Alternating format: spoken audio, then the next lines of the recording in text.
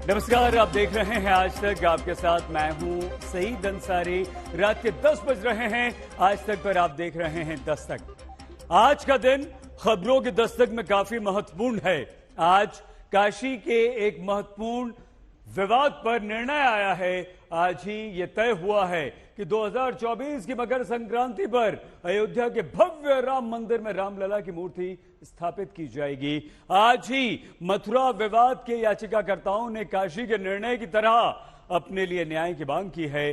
अयोध्या, काशी, मथुरा, जिनका संकल्प पिछले 6 दशक के भीतर संघ परिवार और बीजेपी ने लिया, तब आज काशी की अदालत से आया निर्णय क्या बस एक शुरुआत है?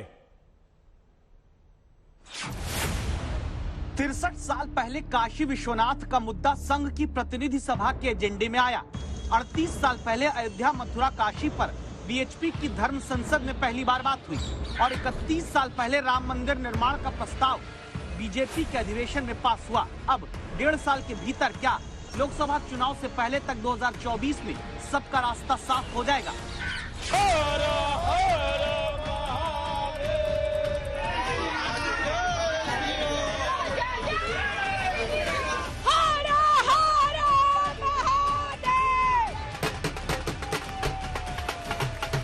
जिस वाराणसी से सांसद देश के प्रधानमंत्री हैं, जश्न उसी काशी में हो रहा है। वजह ज्ञानवापी मस्जिद और श्रृंगार गौरी विवाद में वाराणसी जिला अदालत का आया बहुप्रतीक्षित फैसला। जो मुस्लिम पक्ष की पिटीशन है ऑर्डर 7 रूल 11 की, वो रिजेक्ट कर दी गई है। प्लेसेस ऑफ वर्शिप एक्ट का आर्गुमेंट रिजेक्ट कर दिया है। सुबह से खुश थे कि आज हम लोगों ने इतिहास रचा है। बहुत खुश है। जिसके अनुसार ज्ञानवापी मस्जिद में श्रृंगार गौरी की पूजा के केस को अदालत ने सुनने लायक मान लिया। मुस्लिम पक्ष की तरफ से दर्ज आपत्तियों को सिरे से अदालत ने खारिज कर दिया और कोर्ट ने मान लिया कि ये केस 1991 के वर्शिप एक्ट के तहत नहीं आता। कोर्ट ने ये कहा है कि हमारे सारे आर्गुमेंट जो भी दिए थे सबको माना है। Place of worship act apply नहीं करता, वक्फ एक्ट से बाधित नहीं है और मुस्लिम पक्ष को कहा है कि आप 22 तारीख तक रिटर्न स्टेटमेंट फाइल कर दीजिए। और जितने फर्जी दावे थे उनके सब रिजेक्ट कर दिए हैं और ये साबित हो गया है कि वो प्रॉपर्टी नहीं है। कोर्ट ने कहा है कि सूट मेंटेनेबल है। अब इस मामले की अगली सुनवाई 22/9 को होगी और एविडेंस लीड की जाएगी। इशूज कोर्ट ने मुस्लिम पक्ष को अपना जवाब दाखिल करने के लिए कहा है। 12 सितंबर यानी सोमवार को आए काशी विवाद के फैसले को राजनीतिक भविष्य के कैलेंडर में तारीखें बदलकर और फिर साल बदलते हुए 2024 के चुनावों से पहले तक ले जाकर देखें तो देश की राजनीति पर बड़ा असर पड़ने वाला है। वजह ये कि अब ज्ञानवापी मस्जिद और श्रृंगार गौरी विवाद में सिर्फ अदालत में भीतर सुनवाई ही नहीं होगी, बल्कि अयोध्या के बाद देश में काशी को लेकर बहुत बड़ी जिरह कोर्ट के भीतर जब चलेगी तो दलीलें अदालत के भीतर उठेंगी और दलीलों के दम पर दांव देश में बाहर राजनीतिक सामाजिक तौर पर असर डालेगा। आज का फैसला ऐतिहासिक है। हिंदू समाज और हिंदुओं के लिए आने वाले वर्षों तक ये फैसला याद किया जाएगा और इस फैसले से जो हिंदू धर्म में जो हिंदुओं की जो संपत्तियां कब्जा कर ली गई थी, मंदिर तोड़ दिए गए थे, उनको वापस लेने का हमको मौका मिलेगा और हम आगे बढ़ेंगे। 91 का एक्ट इसलिए बनाया गया था ताकि इस तरह के कॉन्फ्लिक्ट जो है वो हमेशा के लिए खत्म हो जाए। मगर आज के ऑर्डर के बाद ऐसा लगता है कि फिर अब ये लिटिगेशन शुरू हो जाएगा इन तमाम इश्यूज के ऊपर और हम दोबारा 80 और 90 के दहे में वापस जा रहे हैं। फिर इससे अगर खुदा ना खास्ता अगर हम 80 और 90 के दहे में वापस चले जाएंगे तो ये हर जगह पर एक डिस्टेबलाइजिंग इफेक्ट पैदा हो जाएगा। जिस अस्थिरता की आहट ओवैसी जताते हैं उस पर चर्चा अगली रिपोर्ट में करेंगे। अभी ये देखिए कि आगे क्या होने वाला है। अब इस फैसले के खिलाफ मुस्लिम पक्ष हाईकोर्ट, सुप्रीम कोर्ट जाएगा। यानी अयोध्या के फैसले के बाद अब दूसरे बड़े विवाद में लंबी अदालती लड़ाई चलेगी। बीजेपी जहां खुलकर काशी की बात करती है, करती रहेगी, वहां विरोधियों के सामने असमंजस की स्थिति रहेगी। काशी की कानूनी लड़ाई जब तक चलेगी उस पर बाहर चलने वाली राजनीतिक बहस वोटों के ध्रुवीकरण की जमीन तैयार करेगी। वाराणसी कोर्ट का ये बहुत संतोषजनक है। पहली बाधा वाराणसी के मंदिर की मुक्ति के लिए ये पार हुई है। ज्ञानवापी मस्जिद के सिलसिले में बनारस की ज़िले कोर्ट ने जो फैसला दिया है वो मुसलमानों को सुनकर बड़ा अफसोस हुआ। जिस दिन वाराणसी की अदालत के फैसले में काशी की पहली बाधा खत्म होने और मुस्लिमों में अफसोस की बात मुस्लिम संगठन और मुस्लिम नेता करते हैं, तब ध्यान दीजिए काशी के फैसले के दिन ही जब तय हुआ है कि आगे कई तारीखें विवाद में आने वाली हैं, तब अयोध्या में निर्माणाधीन राम मंदिर में रामलला के विराजमान होने की तारीख तय कर दी गई है। ज्ञानवापी और श्रृंगार गौरी के बड़े फैसले के दिन ही एक बड़ी खबर अयोध्या से आई है। अयोध्या में भव्य रामलला के मंदिर में रामलला मकर संक्रांति के दिन 2024 में विराजमान हो जाएंगे, यानी कि लोकसभा चुनाव के 2.5 से 3 महीने पहले रामलला अपने भव्य राम मंदिर में विराजमान हो जाएंगे। सवाल ये कि 2024 के चुनाव से ठीक पहले जब जनवरी में अयोध्या में बनते मंदिर के भीतर रामलला की मूर्ति स्थापित होगी, क्या तब तक काशी का फैसला भी आ जाएगा, या क्या तब तक मथुरा का फैसला भी हो जाएगा, या फिर लड़ाई और लंबी होगी? काशी का निर्णय आते ही उत्तर प्रदेश के डिप्टी सीएम केशव प्रसाद मौर्य का ट्वीट आया, करवट लेती मथुरा और काशी, ये लिखा, जिस वर्शिप एक्ट के सहारे मुस्लिम पक्ष ज्ञानवापी की लड़ाई लड़ता आ रहा था वो वाराणसी की अदालत में नहीं चला, उसी के सहारे अब मथुरा वाले याचिकाकर्ता सक्रिय हो गए। आज ज्ञानवापी मामले में जो माननीय न्यायालय का फैसला आया है वो हिंदू पक्ष के लिए बहुत ही शुभ है। अब इस फैसले के आधार पर हम लोग भी मथुरा न्यायालय में उसकी प्रति दाखिल करेंगे और माननीय न्यायालय से अपील करेंगे कि इस वर्शिप एक्ट को यहाँ भी नहीं माना जाए। आज का ये फैसला अभूतपूर्व है और मथुरा श्री कृष्ण जन्मभूमि पर भी ये प्लेसेस ऑफ वर्शिप एक्ट 1991 का मामला अप्लाई ही नहीं करेगा। उसकी सर्टिफाइड कॉपी अभी हमने वहाँ से मंगा रहे हैं और कल हमारी तारीख है 16 तारीख को उसकी सर्टिफाइड कॉपी हम कोर्ट पे दाखिल करेंगे और कोर्ट को माननीय न्यायालय को सब तथ्यों से अवगत कराएंगे कि ऑलरेडी सेम कोर्ट ने बनारस में इसमें ऑर्डर पास कर दिया है और केस को मेंटेनेबल माना है, पोषणीय माना है। तो 7 रूल 11 की एप्लीकेशन का यहाँ कोई वर्चस्व नहीं बनता है, कोई मतलब नहीं बनता है और इमीडिएटली केस चलने चाहिए। इतिहास अगर याद करें तो 1959 की अखिल भारतीय प्रतिनिधि सभा में कहते हैं संघ ने पहली बार काशी के मंदिर को अपने एजेंडे में लाया। अप्रैल 1984 में पहली बार बीएचपी की धर्म संसद में अयोध्या, मथुरा, काशी की मस्जिदों को हटाकर मंदिर निर्माण की बात हुई और 1989 में बीजेपी के पालमपुर अधिवेशन में राम मंदिर निर्माण का प्रस्ताव पास हुआ। तो क्या संघ और बीजेपी के लिए गए संकल्पों के सिद्ध होने का राउंड 2 शुरू होने लगा है? राउंड 3 की बारी है। कुमार अभिषेक, वाराणसी, आज तक। कांग्रेस के राज में बना था वर्शिप एक्ट 1991, जिसमें कहा गया था कि धार्मिक स्थलों को उसी रूप में संरक्षित किया जाएगा जिसमें वो 15 अगस्त 1947 को थे।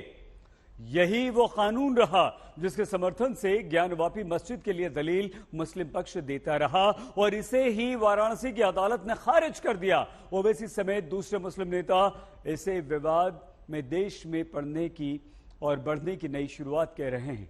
लेकिन क्यों? देखिए हमारी इस रिपोर्ट में। 91 का एक्ट है। जब बाबरी मस्जिद का जजमेंट आया था, आप तमाम गवाह हैं, मैंने कहा था कि देखिए ये जजमेंट जो बाबरी मस्जिद का आया है अब और मुश्किलात पैदा हो जाएंगी क्योंकि फेथ के ऊपर जजमेंट दिया गया था। अब 91 का एक्ट है और सुप्रीम कोर्ट ने बाबरी मस्जिद जजमेंट में कहा कि भाई जो माजी में जो कुछ भी हुआ उसको हम खोलेंगे नहीं। 15 अगस्त 1947 को जो था वही रहेगा। अब यहां पर ये कह रहे हैं कि नहीं, 15 अगस्त से पहले हम है। असदुद्दीन ओवैसी समेत मुस्लिम पक्षकार और मुस्लिम नेता जिस वर्शिप एक्ट की जमीन पर ज्ञानवापी श्रृंगार गौरी विवाद के न टिक पाने पर सवाल उठाते हैं, वो क्यों वाराणसी की अदालत में नहीं चले? इसकी एक वजह समझिए।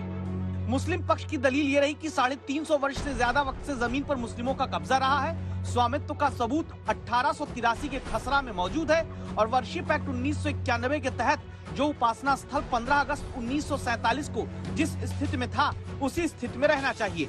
लेकिन हिंदू पक्ष की तरफ से दलील ये रही कि 1993 तक वो बिना रोक टोक पूजा करते आ रहे थे। 1993 के बाद उन्हें साल में सिर्फ एक बार पूजा की इजाजत यहाँ मिलने लगी, लिहाजा यहाँ वर्शिप एक्ट 1991 लगता ही नहीं है। अब इसीलिए मुस्लिम पक्ष ने आगे अपील करने की तैयारी कर ली है। कोर्ट को तो चाहिए कि इन चीजों को इनिशियल स्टेज में ही रोक लगानी चाहिए। अभी कुछ हुआ नहीं है, फ्रीज है, उसमें अपील होगी। मगर हम ये कह रहे हैं कि आप तो एक दरवाजा खोल दिया। जिस बात का मुझे डर था, अब वो चीजें हो रही हैं सामने हमारे। हाई कोर्ट है, सुप्रीम कोर्ट है, हमें उम्मीद है कि हाई कोर्ट और सुप्रीम कोर्ट से इंसाफ के फैसले होंगे। मैं समझता हूं कि अपर कोर्ट में ये इसके खिलाफ फैसला होगा और ये काबिल समाअत ही नहीं रहेगा। इस किस्म का फैसला होना चाहिए। सवाल है कि वर्शिप एक्ट के इसी आधार को लेकर आगे क्या मुस्लिम पक्ष को राहत मिल पाएगी? इस सवाल के जवाब की तलाश में हमें काशी विवाद में ही सुप्रीम कोर्ट के 20 मई के फैसले को ध्यान में रखना होगा, जहां सुप्रीम कोर्ट में जस्टिस DY चंद्रचूड़ ने मस्जिद पक्ष के वकील से कहा था कि प्लेसेस ऑफ वर्शिप एक्ट किसी धार्मिक स्थल के स्वरूप का पता करने को प्रतिबंधित नहीं करता। ज्ञानवापी मस्जिद 1991 के वर्शिप एक्ट के आधार पर कानूनी विवाद से बाहर रहेगी या नहीं, इसको लेकर अब उच्च अदालतों तक मामला पहुंचेगा। लेकिन इस बीच ओवैसी एक और बड़ी बात कहते हैं। इसका डिस्टेबलाइजिंग इफेक्ट पैदा हो सकता है पूरे देश में। मैंने पहले ही इस बात का एप्रीहेंशन का इजहार किया था कि 91 का एक्ट जरूर है, मगर अगर सबको ये प्ली लेगा कि 15 अगस्त से पहले कुछ था तो फिर 91 का एक्ट क्या है? फिर ये सेटबैक है। इससे देश में डिस्टेबलाइजिंग इफेक्ट पैदा हो सकता है, होगा नहीं हो सकता है, क्वेश्चन मार्क। नहीं, इसलिए देखिए, हर कोई जाकर ये बोलेगा कि 15 अगस्त से पहले था, 47 से पहले ये होता था।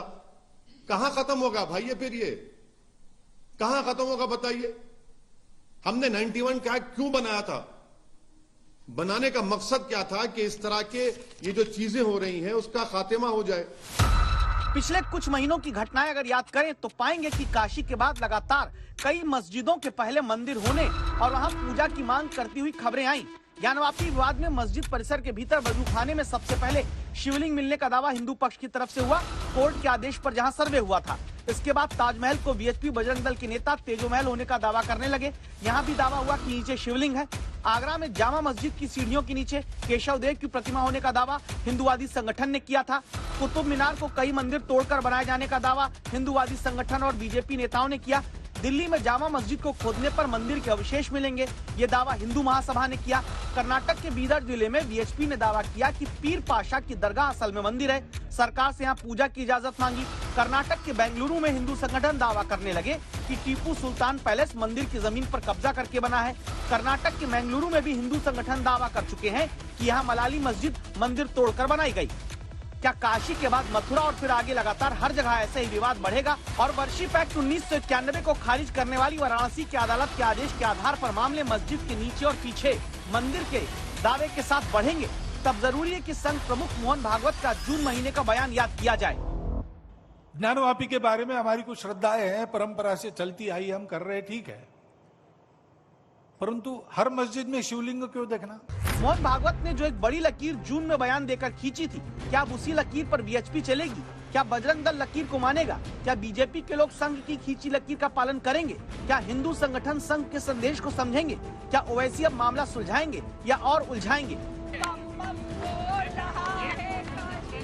इन्हीं सवालों के बीच 12 सितंबर के फैसले के आगे की कहानी चलती रहेगी। कुमार अभिषेक, वाराणसी, आज तक। 145 दिन अभी राहुल गांधी की भारत जोड़ो यात्रा के बाकी हैं। हफ्ते भर के भीतर राहुल की यात्रा 2 विवादों से चर्चा में आई है। पहले बीजेपी ने राहुल गांधी की महंगी टी-शर्ट पर सवाल उठाए। अब कांग्रेस ने संघ की खाकी हाफ पैंट्स में आग लगी तस्वीर के साथ ट्वीट कर दिया। विचारों की लड़ाई पोशाक पर आ गई। विवादों की ये तो बस अभी शुरुआत है। राहुल गांधी की भारत जोड़ो यात्रा की चर्चा विवादों से ज्यादा हो रही है। पहले बीजेपी ने राहुल की टी-शर्ट की कीमत बताकर सवाल उठाया। अब कांग्रेस की तरफ से आरएसएस के खाकी हाफ पैंट को जलाता हुआ ट्वीट राहुल की यात्रा को विवादों के साथ चर्चा में लाया। भारत जोड़ो यात्रा पर निकले राहुल गांधी पर तोड़ने का आरोप बीजेपी कांग्रेस के इस ट्वीट के बाद लगाती है। राष्ट्रीय स्वयंसेवक संघ की यूनिफॉर्म, जिसे संघ की भाषा में गणवेश कहते हैं, उसी में 2016 तक शामिल रही खाकी हाफ पैंट को आग लगा हुआ दिखाया गया। साथ में लिखा गया, अभी 145 दिन बाकी हैं। ट्वीट में कांग्रेस ने लिखा कि देश को नफरत के माहौल से मुक्त करने और आरएसएस भाजपा ने जो नुकसान किया उसकी भरपाई करने के लक्ष्य की दिशा में कदम आगे बढ़ रहे हैं। आगजनी का दृश्य है ये। This is nothing but instigating people for violence. यह और कुछ नहीं है मगर किस प्रकार से लोग वायलेंट हो, किस प्रकार से आगजनी हो, किस प्रकार से हत्याएं हो, उसके लिए लोगों को उकसाने का काम आज गांधी परिवार और गांधी परिवार के कहने पर कांग्रेस पार्टी ने किया है। ये भारत जोड़ो है, ये आग लगाओ यात्रा है। जब हम आक्रामक होते हैं तब वो पीछे हट जाते हैं। तो ये अगर वो आक्रामक होंगे, हम डबल आक्रामक होंगे, ये समझ लेना चाहिए उनको। बताते हैं कि 1925 में स्थापना से लेकर 1939 तक संघ के वेश में पूरी खाकी यूनिफॉर्म होती थी। 1940 में सफेद शर्ट शामिल हुई। 1973 में लॉन्ग बूट की जगह लेदर के जूते आए। 2016 में खाकी हाफ पैंट की जगह फुल पैंट को समय के हिसाब से बदलाव करके शामिल किया गया। कांग्रेस की तरफ से अब संघ के वेश में आग लगाने की तस्वीर को आरएसएस ने नफरत की राजनीति बताया है। एक तो हेट्रेड से आप जोड़ना चाहते हैं क्या? हेट्रेड वो पाल रखे हैं बहुत पहले से, और उनके बाप दादा ने भी संघ का बहुत तिरस्कार किया। अपनी सारी ताकत के साथ संघ को रोकने का प्रयत्न किया। दो बार भी बिना कारण प्रतिबंध लादे गए, संघ रोका नहीं है, लगातार बढ़ते रहा है। संघ क्यों बढ़ रहा है? तो संघ के पास सत्य सिद्धांत है। संभव है कि कांग्रेस की तरफ से बीजेपी नहीं, सीधे संघ परिवार पर ये हाफ पैंट वाला हमला बीजेपी की तरफ से राहुल की महंगी हजारों रुपए वाली टी शर्ट पर उठाए गए सवाल का जवाब हो। विदेशी टी शर्ट पहनकर भारत जोड़ने निकले हैं। मैं उनको और कांग्रेसियों को उनका संसद का भारत भाषण का एक वाक्य याद कराता हूं, भारत राष्ट्र है ही नहीं। अरे राहुल बाबा, किस किताब में पढ़े हो? ये टी शर्ट का जवाब, ये बिल्कुल मैं समझता हूं ये बिल्कुल चाइल्डिश कमेंट था टी शर्ट के बारे में। उस टी शर्ट की असलियत आपको अगर अब मैं बता दूं तो आप हंसेंगे। वो कहाँ खरीदा गया, कितने में खरीदा गया, उस पर मैं नहीं जाना चाहता हूं। उसमें मैं नहीं टी शर्ट के बारे में, अंडरवेयर के बारे में, बनियान के बारे में मैं नहीं जाना चाहता हूं। ये भारत जोड़ो यात्रा है, इसके मकसद हैं। 2014 के चुनाव के दौरान आरोप है कि राहुल ने महात्मा गांधी की हत्या के लिए आरएसएस को जिम्मेदार बताया था, जिसके खिलाफ अदालत में एक केस चला। सुनवाई अब भी चलती है। कांग्रेस और राहुल गांधी 7 जन्म पैदा लेंगे तब भी आरएसएस को के बराबरी नहीं कर पाएंगे। आरएसएस वो है, उसका एक एक स्वयंसेवक जीता है भारत के लिए, भारत माता की वैभव के लिए, और सोता है उन्हीं के लिए, जगता है उन्हीं के लिए। भारत के संस्कार और संस्कृति का ध्वज वाहक है। इसलिए उसको तो 7 जन्म इनको लगेगा समझने में, और उनके जलाने से जितना वो जलेंगे, संघ उतना ही बड़ा सांस्कृतिक फैलाव करेगा पूरी दुनिया में। आग लगाने और भारत को तोड़ने के लिए जितनी यात्राएं भी निकाली गई हैं और जिन्होंने नुकसान किया है, वो सब बीजेपी के आह्वान पर निकाली गई, और उसके पीछे हमेशा आरएसएस का हाथ रहा है। जहाँ तक एक नेकर के जलाने के वाक़े की बात है, एक तस्वीर है जो दिखाई गई है, तो वो नेकर तो पहले ही उतर चुकी है, वो तो पैंट की शक्ल ले चुकी है। इतनी परेशानी क्यों है आज की तारीख में इनको? जहां लड़ाई सिर्फ विचारों की होनी चाहिए, वहां टी शर्ट और खाकी हाफ पैंट यानी पोशाक के बहाने सियासत हो रही है, जिनसे चर्चा में दोनों ही पक्ष के असली मुद्दे जनता के सामने नहीं आते हैं।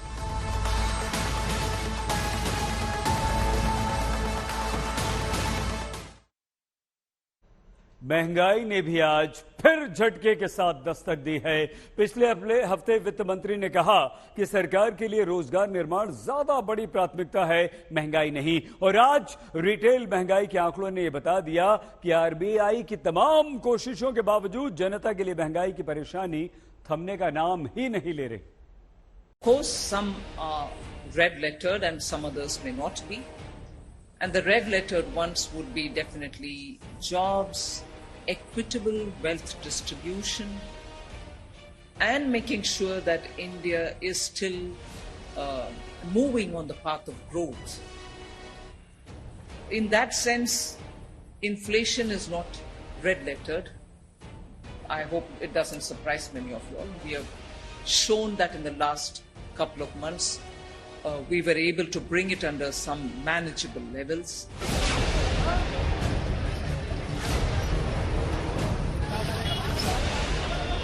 वित्त मंत्री देश की जब कहती कि महंगाई रोकना फिलहाल प्राथमिकता नहीं, और वित्त मंत्री के इस बयान के बाद महंगाई ने सिर उठाना शुरू कर दिया।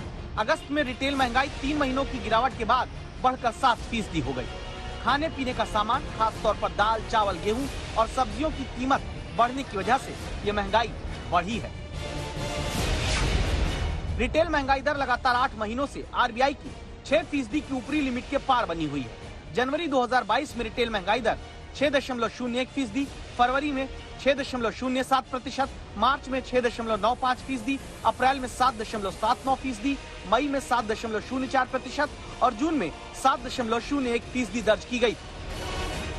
बड़ी बात यह कि कच्चे तेल की कीमत में तो गिरावट हो रही है, बावजूद इसके अर्थव्यवस्था में महंगाई का स्तर ऊंचा बना हुआ, जिससे जनता का बजट बिगड़ता है। अनाज से लेकर दूध तक हर किसी के दाम बढ़ गए, लिहाजा सीधा असर लोगों की परचेजिंग पावर पर पड़ता है। आरबीआई के लिए महंगाई का संतोषजनक स्तर 6% है। इस तरह मौजूदा महंगाई दर आरबीआई की तय सीमा से ज्यादा है, जिसे वो रोजगार पैदा करने और आर्थिक वृद्धि दर बढ़ाने के लिए अनदेखा करने के लिए तैयार है। लेकिन सवाल ये, सरकार ऐसा कब तक करेगी? क्योंकि अगर महंगाई फिर बेकाबू होती है तो फिर आरबीआई 5 महीने में ब्याज दरें चौथी बार बढ़ा सकती है, जो पटरी पर लौटती अर्थव्यवस्था की रफ्तार को धीमा कर सकती है। आज तक ब्यूरो। वाराणसी की जिला अदालत ने आज मां श्रृंगार गौरी केस की सुनवाई का रास्ता साफ कर दिया। वाराणसी के जिला जज ने अपने आदेश में कहा कि ज्ञानवापी मां श्रृंगार गौरी का केस सुनने की योग्य। अदालत के इस आदेश को हिंदू पक्ष अपनी जीत बता रहा है। हालांकि ये शुरुआत है, इस पर अंतिम निर्णय आना बाकी है, लेकिन इस आगाज भर से ही काशी झूम उठी है।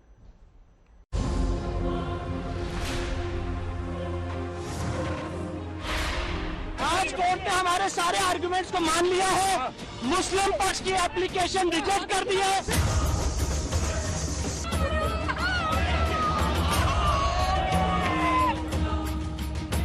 आज का फैसला ऐतिहासिक है। हिंदू समाज और हिंदुओं के लिए आने वाले वर्षों तक ये फैसला याद किया जाएगा।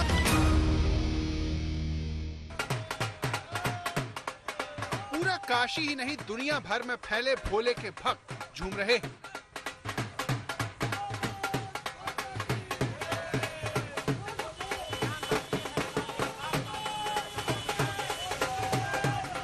काशी की ऐसी तस्वीर, ये खुशी हाल फिलहाल आपने नहीं देखी होगी। हिंदू पक्ष का मानना है कि आज का दिन काफी बड़ा है, क्योंकि श्रृंगार गौरी का मामला अदालत पहुंच गया है, जिसे हिंदू पक्ष अपनी बहुत बड़ी जीत बता रहा है। जैसे ही कोर्ट ने कहा कि यह मामला सुनवाई लायक है, इसका ऐलान होते ही श्रृंगार गौरी के भक्त नाचने लगे।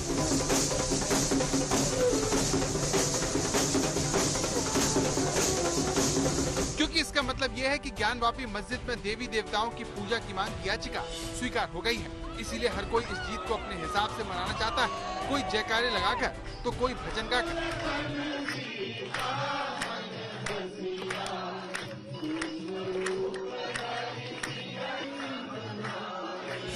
काशी में हर चेहरा चमक गया है, बम बम बोल रहा है काशी, लोगों की जुबान पर छा गया है। महिलाएं भगवान भोले की आराधना में भक्ति गीत गा रही हैं।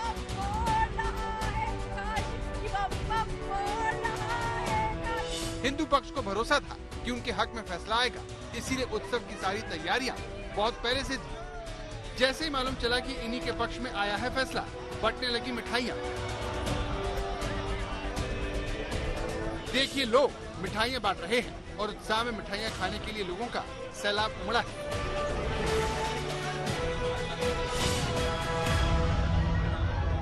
आपको दिखाएंगे यहाँ मिठाइयाँ बांटी जा रही हैं, हमारे साथ अगर आएंगे तो ये देखेंगे कि किस तरह से यहाँ पर आप देखेंगे कि मिठाइयाँ बट रही हैं। लोग यहाँ पर हर्ष और उल्लास में हैं, कहीं ना कहीं खुशियाँ मना रहे हैं। देखिए एक दूसरे को मिठाइयाँ बांटी जा रही हैं। क्या लगता है, खुशी? बहुत ऐतिहासिक खुशी है, बहुत क्या कहेंगे इस पूरा आप जिस तरह से मिठाइयाँ बांट रहे हैं? बहुत दिल प्रसन्न है कि आज बाबा के दिन, सोमवार का दिन है, महादेव की नगरी में बाबा का फैसला आया। इसके लिए इन जितने अधिवक्ता लोग हैं सबको बहुत बहुत धन्यवाद। ठीक है, सब जो हुआ तो सही हुआ। हाँ, यस जी हाँ। मिठाई के क्या मिठाई के ये मायने है, जो मुस्लिम पक्ष पहले लोग फवारा साबित करते थे, हमारा शिवजी बाबा को उनको स्थापित, मतलब ये जिला न्यायालय ने उसको मोहर लगा दिया कि हाँ ये शिवलिंग है, इसलिए हम लोग खुशी में मिठाइयाँ खा रहे हैं। काशी की गली गली में ऐसा ही नजारा है, लोग खुशी में नाच रहे हैं।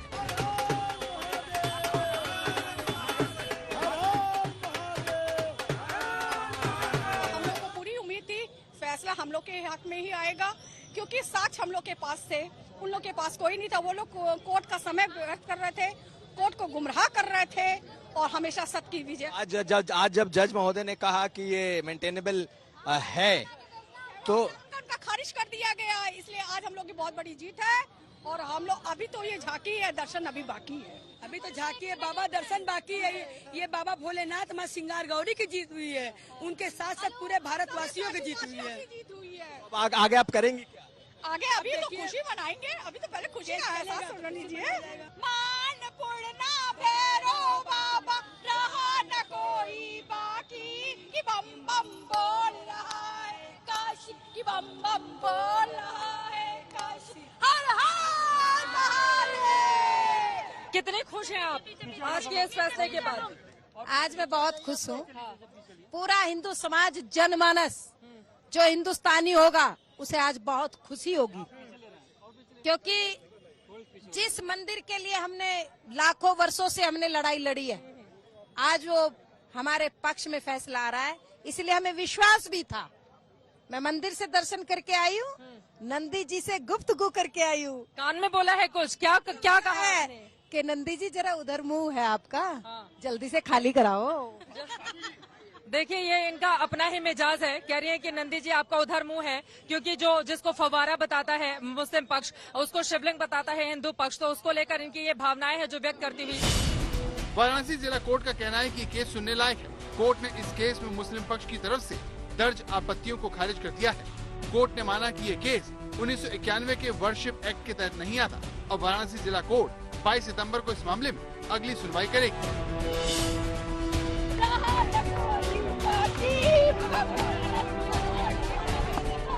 चित्रा त्रिपाठी, कुमार अभिषेक और समर श्रीवास्तव के साथ रोशन जायसवाल, वाराणसी, आज तक। वाराणसी कोर्ट के आज के आदेश से एआईएमएम के नेता असदुद्दीन ओवैसी नाराज हैं। ओवैसी ने कहा कि आज के आदेश के बाद अब इस तरह के लिटिगेशन आने लगेंगे और 15 अगस्त 1947 से पहले की स्थिति को लेकर हम फिर से 80 और 90 के दशक में वापस चले जाएंगे।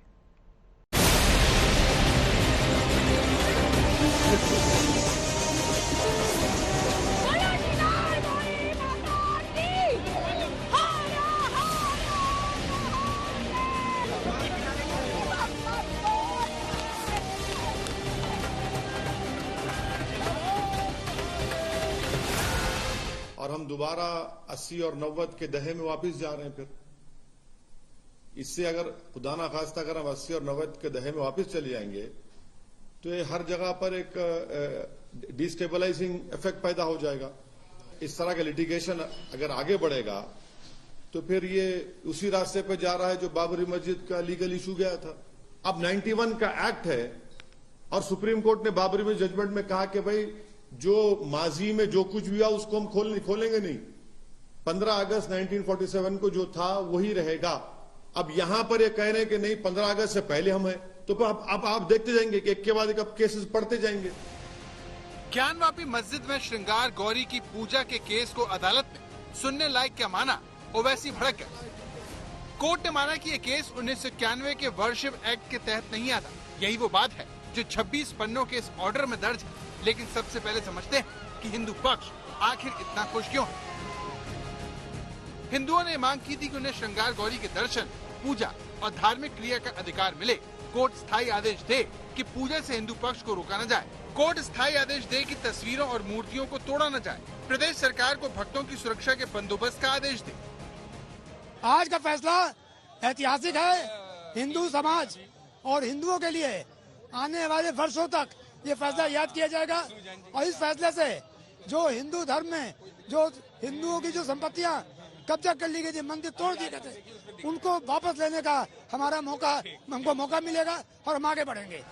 अपनी मांग के समर्थन में हिंदू पक्ष ने अदालत में कई दलीलें पेश की, जिसमें कहा गया कि ज्ञानवापी के पिछले हिस्से में श्रृंगार गौरी विराजमान है। भक्त लगातार श्रृंगार गौरी के दर्शन और पूजा करते आ रहे हैं। 1993 में श्रृंगार गौरी के रोजाना दर्शन पर यूपी सरकार के मौखिक आदेश से रोक लगी। रोजाना दर्शन की बजाय भक्तों को सिर्फ एक दिन दर्शन की अनुमति दी गई। जैसे पहले भक्त श्रृंगार गौरी की पूजा करते आ रहे हैं, वैसे ही पूजा का हक चाहते हैं। ज्ञानवापी के तहखाने का स्वामित्व हिंदुओं के पास है। उस समय सर्वे हुआ तो हमने कहा बाबा मिल गए, और आज की यह प्रतिक्रिया है कि आज का फैसला काशी विश्वनाथ के शिलान्यास का, बीजारोपण का यह प्रथम बीज है। कोर्ट ने हमारे सारे आर्गुमेंट्स को मान लिया है। मुस्लिम पक्ष की एप्लीकेशन रिजेक्ट कर दी है। प्लेसेस ऑफ वर्शिप एक्ट की उनकी जो प्ली थी उसको खारिज कर दिया है।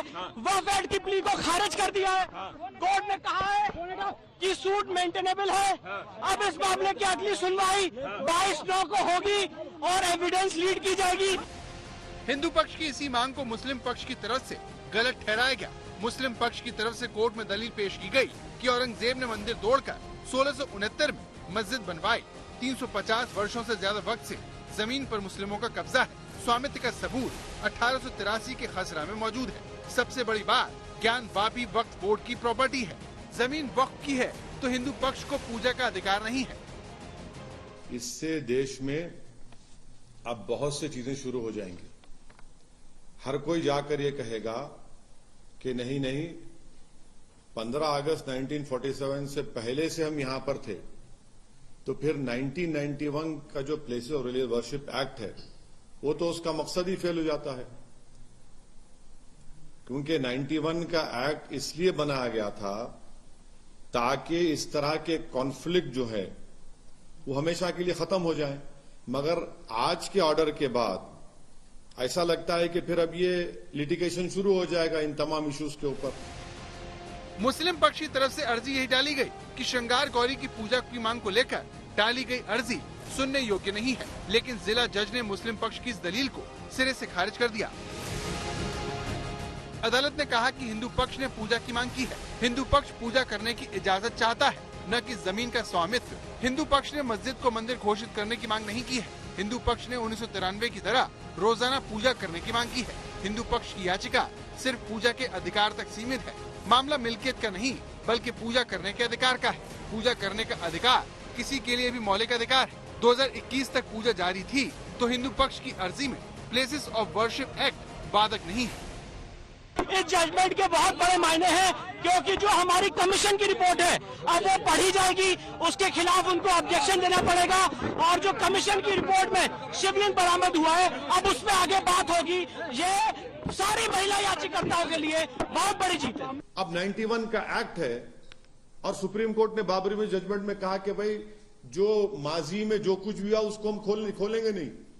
15 अगस्त 1947 को जो था वही रहेगा। अब यहां पर ये कह रहे हैं कि नहीं 15 अगस्त से पहले हम हैं, तो अब आप देखते जाएंगे कि एक के बाद एक अब केसेस बढ़ते जाएंगे। इसका असर क्या होगा देश में फिर? नहीं, इसका असर ये होगा कि डिस्टेबलाइजिंग इफेक्ट पैदा होगा। कहां खत्म होगा भाई ये? फिर ये कहां खत्म होगा बताइए? श्रृंगार गौरी से जुड़ा ये मामला अदालत में सिर्फ इसलिए था कि ये सुनने लायक है नहीं। अभी तो ये शुरुआत है। इस मामले में सुनवाई होगी, ये केस आगे बढ़ेगा और आखिर में अदालत फैसला सुनाएगी। इसीलिए आज के ऑर्डर को नजीर नहीं माना जा सकता। लेकिन इस शुरुआत में ही हिंदू पक्ष को अपनी जीत दिख रही है। चित्रा त्रिपाठी, कुमार अभिषेक और समर श्रीवास्तव के साथ रोशन जायसवाल, वाराणसी, आज तक।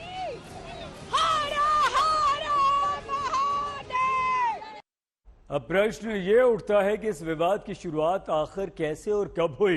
आखिर क्यों ये नौबत आ गई कि मठ मंदिरों का शहर कहे जाने वाले वाराणसी में एक देवी की हर दिन पूजा के अधिकार के लिए भी न्यायपालिका की तरफ देखना पड़ रहा है।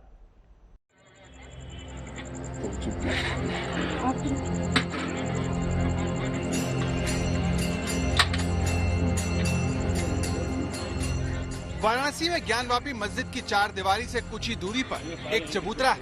इसी चबूतरे में श्रृंगार गौरी की आकृति उभरी है, जिसकी पूजा की जाती है। ये ऐसी एक पूजा का वीडियो है जो पुराना है।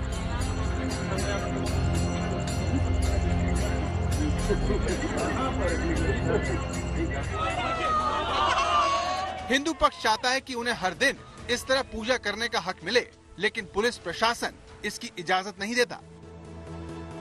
श्रद्धालु सिर्फ साल में एक दिन वासंतिक नवरात्रि की चतुर्थी के दिन ही दर्शन और पूजन कर सकते हैं, लेकिन अदालत के ताज़ा फैसले से हिंदू पक्ष को उम्मीद है कि हर रोज पूजा अर्चना के अधिकार उन्हें मिल जाएंगे। बहुत बड़ी जीत है, इतनी बड़ी जीत है कि आज बाबा भोलेनाथ की कृपा से सब कुछ जो हमने कहा था सब मान लिया गया। और मैं समझता हूँ बाबा भोलेनाथ का भव्य मंदिर बनने का मार्ग प्रशस्त हो गया है। ऐसी मान्यता है कि चैत्र नवरात्रि के चौथे दिन श्रृंगार गौरी की आराधना का विशेष महत्व है। सुहागिन महिलाएं श्रृंगार गौरी को सिंदूर चढ़ाती हैं। श्रृंगार और सौंदर्य की देवी श्रृंगार देवी की पूजा कर सुख समृद्धि मांगती है। नहीं, पूजा कभी नहीं रुकी थी। हमारे पूर्वजों के समय से पूजा चली आ रही है। 10-12 पीढ़ी से हमारे पूर्वज लोग जो है बैठते चले आ रहे हैं। उसके बाद हम लोग बैठते चले आ रहे हैं, तो पूजा नहीं कभी रुकी। ये 91-92 से जो है ये जो बैन लगा मुलायम सिंह की सरकार से, बैरिकेटिंग लगा दी गई कि भाई नहीं अब जो है साल भर में पूजा होगी, तो जो है साल भर में एक बार हम लोग बैठने लगे। भाई कोर्ट का आदेश है, नहीं इधर जाना है नहीं उधर आना है, तो हम लोग जो है उधर साल में एक बार जाते थे। तो पूजा तो बिल्कुल चबूतरे जैसा है, सिर्फ क्या उसका है वो जो है ध्वंसावशेष का, जैसे पीछे ध्वंसावशेष है ना, उसी का मलबा है। वो श्रृंगार मंडप था पूरा। ये विवाद भले ही आज सुर्खियों में हो, लेकिन कोई नया नहीं है। इस विवाद की जड़ें 1990 के दशक से जुड़ी हैं। ये वही दौर था जब अयोध्या का राम मंदिर आंदोलन अपने चरम पर था। उसी दौरान वाराणसी में काशी विश्वनाथ मंदिर और ज्ञानवापी मस्जिद विवाद की भी शुरुआत हो गई। साल 1992 में अयोध्या बाबरी विध्वंस की घटना हुई। इसके बाद अयोध्या तो बस झांकी है, काशी मथुरा बाकी है जैसे नारे फिजा में तैरने लगे। माहौल को भांपते हुए वाराणसी का पुलिस प्रशासन भी अलर्ट मोड पर आ गया और ज्ञानवापी मस्जिद और काशी विश्वनाथ मंदिर के आसपास सुरक्षा कड़ी की जाने लगी। सुरक्षा कर्मियों का जमावड़ा बढ़ा दिया गया, बैरिकेडिंग होने लगी। स्थानीय लोग बताते हैं कि तब तक सब कुछ सामान्य था। आसपास के लोग या दूर दराज से आए श्रद्धालु हर रोज श्रृंगार गौरी का दर्शन पूजन किया करते थे। समस्या शुरू हुई साल 1993 से। इस समस्या ने विकराल रूप धारण किया साल 1996-97 में, जब हिंदू और मुस्लिम दोनों धर्मों के त्योहार एक ही दिन पड़ गए और गुजरते वक्त के साथ श्रृंगार गौरी जाने वाले रास्ते को पुलिस प्रशासन ने बंद कर दिया। कई साल तक श्रृंगार गौरी की पूजा से श्रद्धालु वंचित रहे, जिसके बाद ये मामला कोर्ट पहुंचा।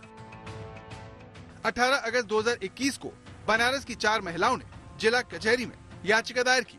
अदालत से कहा कि चैत्र नवरात्र के चतुर्थी के दिन की जगह साल भर दर्शन की अनुमति दी जाए। इस अर्जी पर सुनवाई करते हुए अदालत ने एडवोकेट कमिश्नर नियुक्त किया और सर्वे किए जाने की बात कही। मुस्लिम पक्ष ने एडवोकेट कमिश्नर अजय मिश्रा की निष्पक्षता पर सवाल खड़े किए, जिस पर अदालत ने 2 और एडवोकेट जनरल नियुक्त कर दिए। इस मामले में सबसे बड़ा मोड़ वजू खाने में शिवलिंग जैसी आकृति मिलने से आया। चश्मदीदों ने ज्ञानवापी मस्जिद में मंदिर के निशानों पर गवाही दी। कमल देखा और फूलों की लड़ियां देखी, जो फूल ऐसे बने होते हैं, और ठीक सामने वाली दीवार पे अंदर की तरफ घंटा भी टंगा हुआ है, जो तराश के बनाया गया है, जो पूरी तरह से तराश के बनाया गया हुआ है। उसकी चैन दिख रही है, पूरी चैन लटक रही है, फिर नीचे घंटा बना हुआ दिख रहा है, फिर उसके बगल कलाकृतियां बनी हुई हैं, जो ये महसूस होती हैं या जो लगती हैं कि हाँ हिंदू संस्कृति से जुड़ी हुई चीज। घंटा किस तरफ है? श्रृंगार गौरी स्थल की तरफ है या मस्जिद की तरफ है? मस्जिद की दीवार पे, मतलब जहाँ पे पश्चिम वाली दीवार पे, जहाँ एंट्री है, जहाँ नहीं है? नहीं, जहाँ एंट्री नहीं है, मतलब जहाँ आप नहीं जा पाओ, आपने दूर से देखा? दूर से देखा उसको मैंने, दूर से देखा। मस्जिद के निकट या मस्जिद के पास? सर जी मस्जिद की दीवार पे है, दीवार पीछे पे वाली दीवार पे घंटा है। हाँ। मतलब बजाने वाला है या पेंट? नहीं बताया ना, वो कलाकृति है। अच्छा, कलाकृति है। हाँ, वो तराश के बनाया गया है। वो दस्तक में आज के लिए बस इतना ही। आप प्लीज अपना बहुत ख्याल रखिएगा। देखते रहिए आज तक। आज तक HD, सबसे तेज, सबसे ज्यादा।